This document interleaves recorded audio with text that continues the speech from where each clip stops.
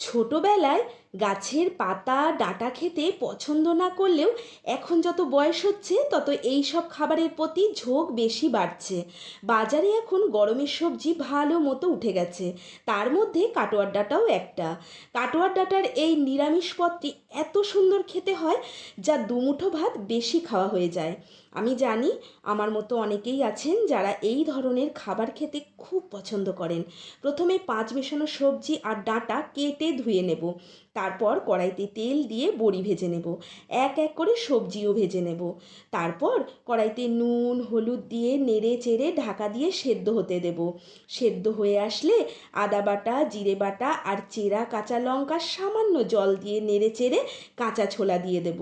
আর ভেজে রাখা পটল বেগুন বড়ি ভাঙা দিয়ে আবারও বেশি জল দিয়ে দেব। আর দেব স্বাদ মতো নুন চিনি। তারপর ঢাকা দিয়ে রাখবো খানিকক্ষণ।